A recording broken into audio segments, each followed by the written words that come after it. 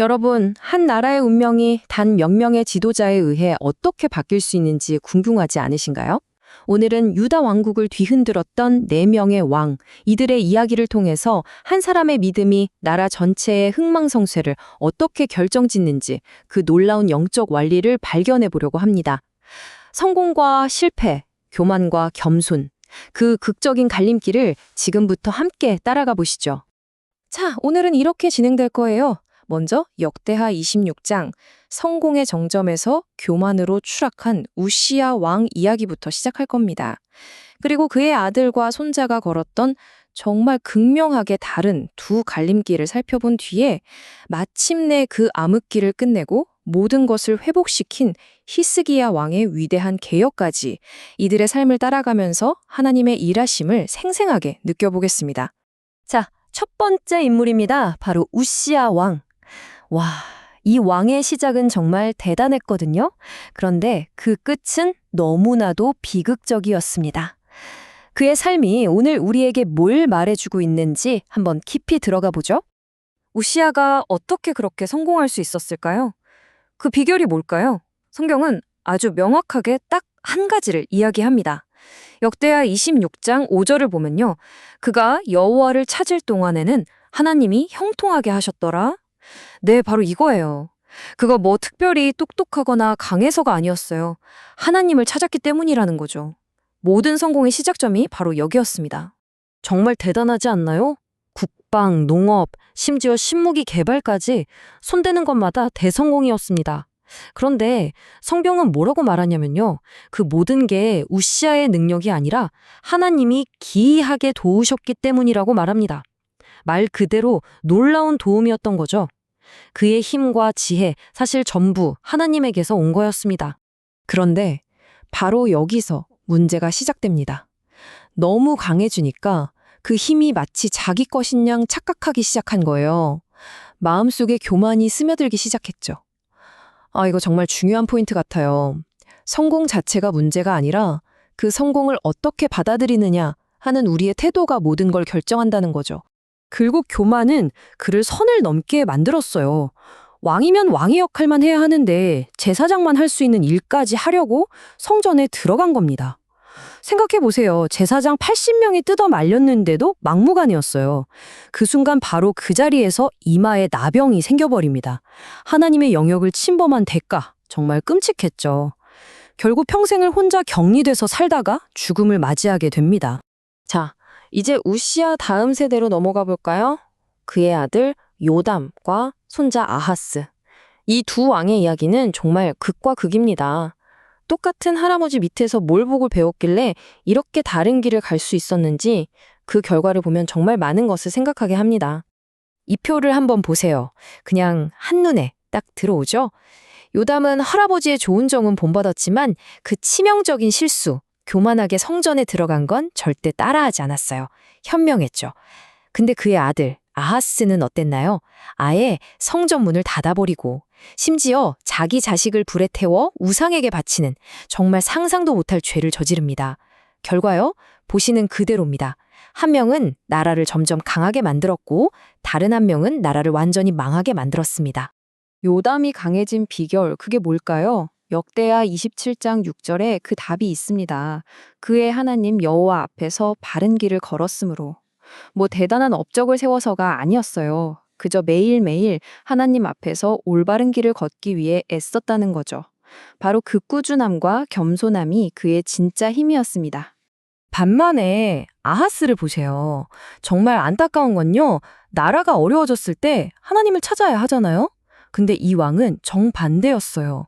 오히려 하나님께 더욱 범죄했다고 성경은 기록합니다.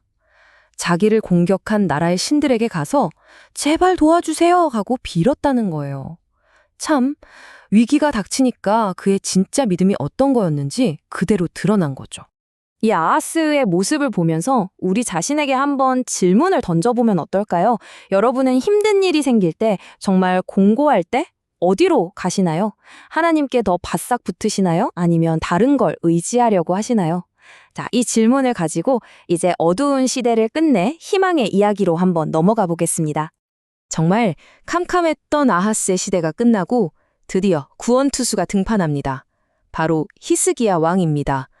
그는 이 망가진 나라를 다시 세우기 위해 뭘 가장 먼저 해야 할지 그 핵심을 정확히 꿰뚫고 있었어요. 그게 뭐였을까요? 바로 예배의 회복이었습니다. 하나님과의 관계부터 바로잡는 것, 거기서부터 모든 게 시작된다고 믿었던 거죠. 그의 행동을 보면 정말 놀라워요. 왕이 되자마자 다른 거 다 제쳐두고 첫째 해 첫째 달에 바로 성전으로 달려갔습니다. 아버지가 굳게 닫아놨던 그 문을 활짝 열고 수리하기 시작했어요. 정치, 경제, 국방 다 중요하지만 지금 가장 급한 건 하나님과의 관계 회복이다. 이걸 온몸으로 보여준 거죠. 히스기야의 개혁은 그냥 주먹구구식이 아니었어요. 아주 체계적이었죠. 일단 문부터 열고 그 다음에 뭘 했을까요? 성전 안에 쌓여있던 온갖 쓰레기들을 치우는 데만 16일이 걸렸대요. 그리고 나서 온 백성의 죄를 대신해서 제사를 드리고 마지막으로 다들 잊고 살았던 유월절을 다시 지키면서 우리가 누구인지를 되찾게 한 겁니다. 근데 히스기야는 여기서 멈추지 않았어요. 그의 스케일은 더 컸습니다. 자기 나라의 남유다뿐만 아니라 오랫동안 원수처럼 지냈던 북이스라엘 사람들에게까지 사람을 보내서 같이 유월절 지킵시다 하고 초청한 거예요. 물론 비웃는 사람도 많았죠. 하지만 그 초대에 응답해서 온 사람들도 있었습니다. 이건 정말 민족 전체가 하나님 안에서 하나 되려는 놀라운 시도였어요. 여기서 정말 감동적인 장면이 나옵니다. 북쪽에서 온 사람들이 율법대로 준비가 안 된 상태였거든요. 근데 히스기야가 그들을 위해 간절히 기도합니다. 역대하 30장 18절과 19절에 나오죠. 선하신 여호와여 사하옵소서. 하나님은요, 완벽한 형식보다 그 중심의 마음을 보셨어요. 그리고 그들을 용서하고 고쳐주셨습니다. 그 결과가 뭔지 아세요? 예루살렘에 솔로몬 시대 이후로 한 번도 없었던 큰 기쁨이 넘쳐났다고 합니다. 자, 이렇게 뜨거운 예배를 드리고 나면 그걸로 끝일까요? 아니죠. 진짜 부흥은 거기서부터 시작입니다. 감격으로 끝나는 게 아니라 삶의 변화로 이어져야 진짜잖아요? 이제 그 놀라운 열매들을 한번 확인해 보시죠. 예배의 감격이 식기도 전에 사람들이 움직이기 시작했어요. 누가 시킨 것도 아닌데 동네마다 있던 우상들을 다 때려 부수기 시작한 겁니다. 그리고는요, 11조랑 헌물을 가져오는데 이게 얼마나 많았냐면 창고에 넉 달 동안 쌓아둬야 할 정도였대요. 이게 바로 진짜 은혜 받은 사람의 반응이죠. 자발적인 헌신. 하나님은 이런 순종을 보시고 그 위에 더 큰 복을 부어주셨습니다. 자, 이렇게 나라가 영적으로 바로 서고 모든 게 잘 풀리는 것 같았는데 바로 그때 가장 큰 시련이 닥칩니다. 당시 세계 최강대국, 아무도 막을 수 없었던 아수르 제국이 어마어마한 군대를 이끌고 쳐들어온 거죠. 이건 히스기야의 믿음을 뿌리째 흔드는 정말 마지막 시험대였습니다. 이 엄청난 위기 앞에서 히스기야가 백성들에게 뭐라고 말했는지 아세요? 역대하 32장 7절과 8절에 그 말이 나오는데요.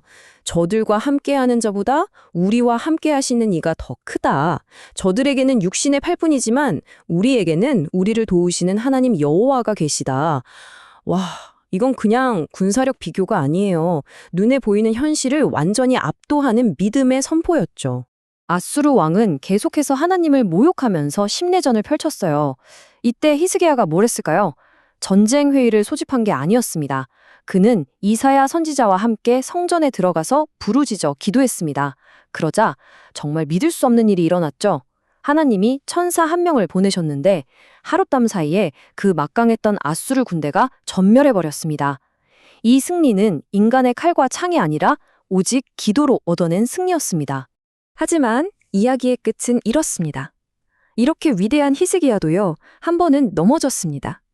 이 엄청난 승리 후에 교만한 마음이 살짝 들었던 거죠. 여기서 오시야 왕의 모습이 떠오르지 않으세요? 하지만 히스기야는 달랐습니다. 그는 자기 실수를 깨닫자마자 바로 엎드려 회개했어요. 그 겸손함 때문에 하나님의 진노가 임하지 않았습니다. 완벽해서가 아니라 넘어져도 바로 일어나는 겸손함. 이게 정말 중요하다는 걸 보여주는 대목이죠. 자, 오늘 우리는 4명의 왕을 통해 한 편의 드라마를 봤습니다. 이 이야기는 결국 우리 각자에게 이런 질문을 던지는 것 같아요. 지금 내 삶에서 가장 먼저 문을 열고 깨끗하게 청소해야 할 성전은 무엇일까요? 혹시 닫아두고 방치해둔 곳은 없나요? 히스기야가 그랬던 것처럼 우리도 하나님과의 관계를 가장 먼저 바로 세울 때 그때부터 우리 삶의 진짜 회복과 승리가 시작되지 않을까요?